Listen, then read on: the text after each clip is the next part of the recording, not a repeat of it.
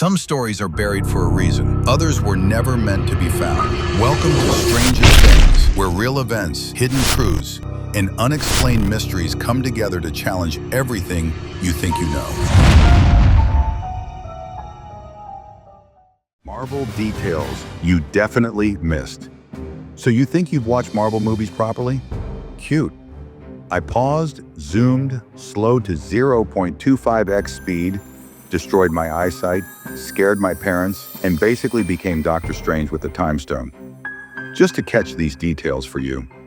Because Marvel hides things so sneaky, even S.H.I.E.L.D. missed them. And those guys missed nothing except Hydra. Repeatedly.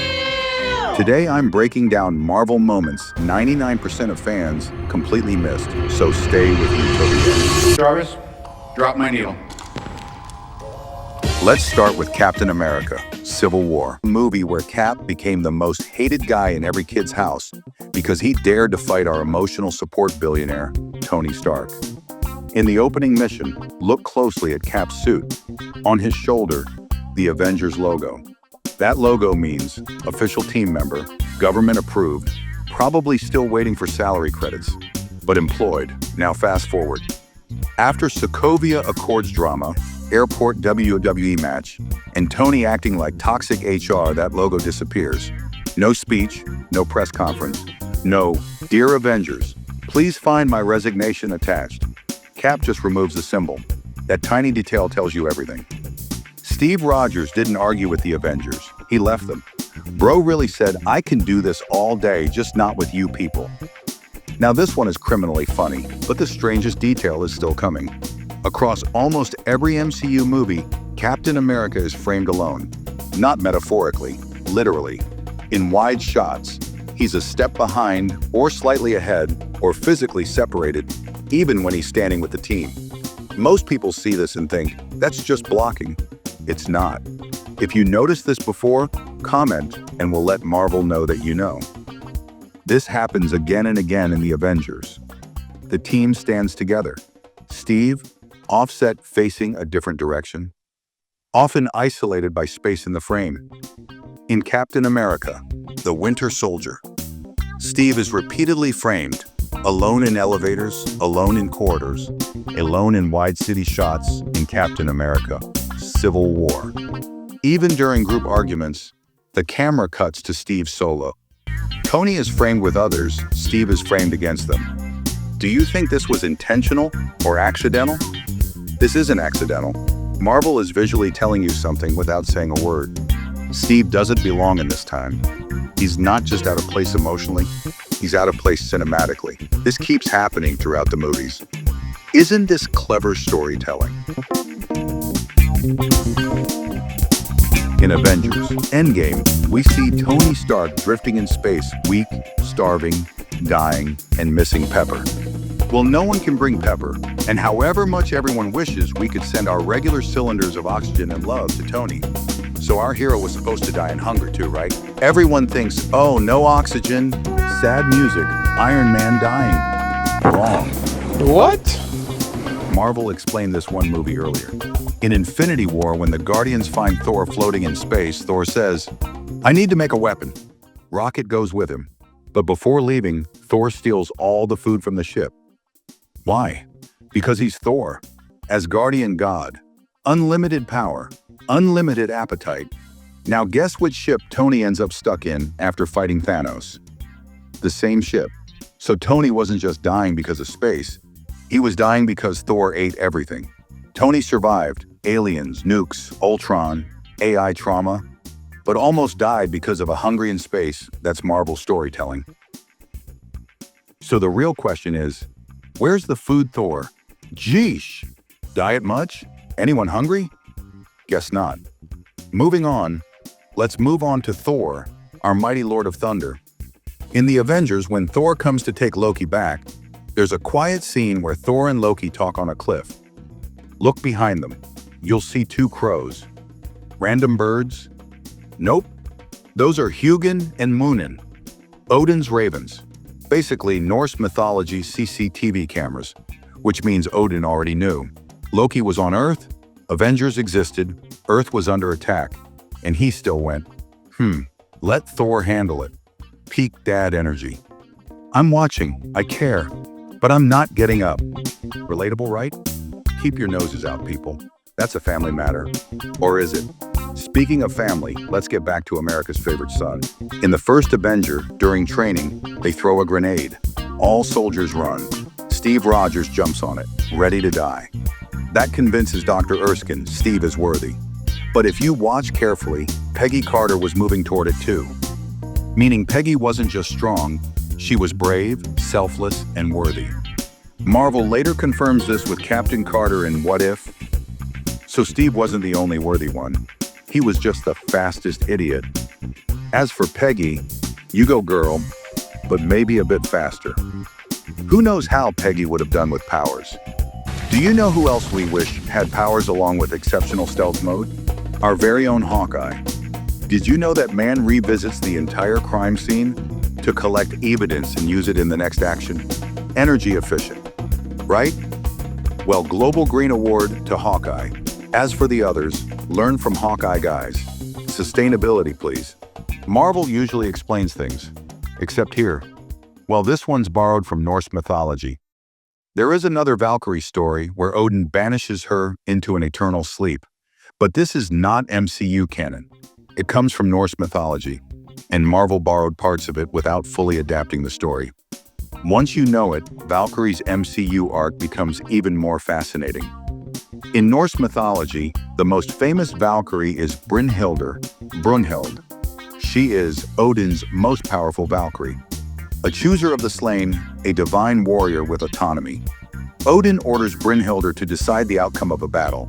Instead of obeying Odin's choice, she chooses the warrior she believes deserves victory. She follows justice, not command. Odin is furious, not because she chose wrongly, but because she disobeyed.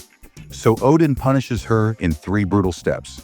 1, he strips her of Valkyrie status. She is no longer immortal. 2, he places her into an enchanted sleep, a magical, eternal sleep she cannot wake from herself. 3, he imprisons her behind a ring of fire. Only a warrior brave enough to cross the flames can reach her. She will wake only if a mortal hero finds her. She accepts a human life. She gives up divine freedom forever. This is not mercy, it's forced submission. The comics actually explain this, but the movies don't. In Norse myth, Odin puts a Valkyrie into eternal sleep. In the MCU, Valkyrie puts herself into exile and wakes up on her own terms. But in both, she loses everything. That's why she drinks. That's why she jokes. That's why sarcasm is her armor. And why she connects with Thor, because Thor lost his mother, father, brother, home, people, confidence. Valkyrie lost her sisters, planet, people, identity, peace. Both broken, both survivors. So when Valkyrie jokes, that's not comedy. That's trauma wearing a cape. Intrigued much? Honestly, did you think these were hidden in the space? Do comment your favorite characters and what you wish to know about them. We'll make sure visit logs and manuals from Stan Lee to get back to you. But we're not finished yet. We saved the best ones for the last. So you think you know everything about the Infinity Stones? Powerful Marvel fan, huh? Let's see if you knew this one. Because this was never showed in the movies, the Soul Stone. The Infinity Stones are supposed to be tools, weapons, sources of unimaginable power. But one of them isn't like the others. One stone doesn't respond to strength, or intelligence, or worthiness. It responds to suffering, and once it takes something from you, it never gives it back. This is the Soul Stone. The Soul Stone is first introduced in Avengers: Infinity War. But Marvel never explains what it truly is. Unlike the other stones, the Space Stone moves matter, the Time Stone bends reality, the Mind Stone controls thought. The Soul Stone does something far worse, it judges. On Vormir, the rules are simple. A soul for a soul. But what the movie doesn't explain is this. The sacrifice must be voluntary, deeply loved, irreplaceable. You can't trick it, you can't cheat it, and you can't undo it. The universe itself demands emotional devastation as payment.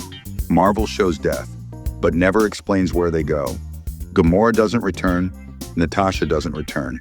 Not during the blip, not during Endgame, not even as a spirit. This matters because in the MCU, the dead can appear, souls can linger, afterlives exist, but Soulstone victims never do. There's a theory behind this, and it's disturbing. They aren't dead, they are contained, consumed by the stone itself. You've seen this scene, but not like this. At the end of Infinity War, Thanos sees young Gamora. This isn't a dream. The directors confirmed. This scene takes place inside the Soul Stone.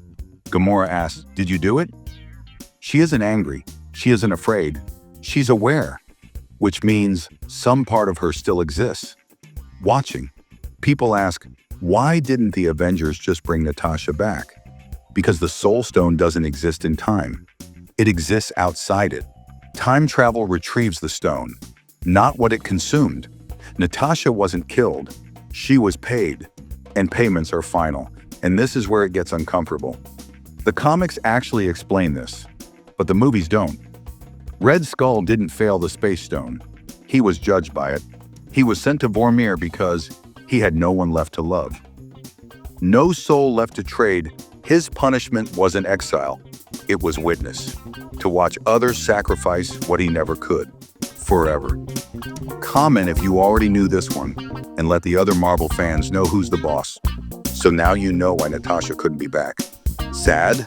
Yes. Do you know a hidden story more sad than this? In Avengers Age of Ultron, Wanda tells her origin story. A Stark missile crashes into her apartment. Her parents die instantly. But the missile that lands right in front of Wanda and Pietro doesn't explode. It just sits there, blinking, for 2 days. Most people think, that was just suspense. That's where everyone misses it. That missile should have exploded instantly. It didn't, because something stopped it. What you're seeing is only half the story. And here's the part Marvel never explains out loud. Wanda didn't get powers from Hydra. She already had them. As a terrified child, her subconscious magic altered probability just enough to delay the explosion. Not forever, just long enough to make her wait. Why do you think Marvel never talks about this? Later MCU material quietly confirms Hydra tested many people with the Mind Stone. Almost all of them died. Wanda survived effortlessly. Why? Because the Mind Stone didn't give her power, it recognized it. That Stark bomb didn't malfunction. Wanda stopped it before she even knew she had powers. More power to you, Wanda. Marvel doesn't just make movies. They hide stories inside stories, jokes inside pain, and details for fans who actually look. If you enjoyed this breakdown, like, subscribe, and comment, assemble.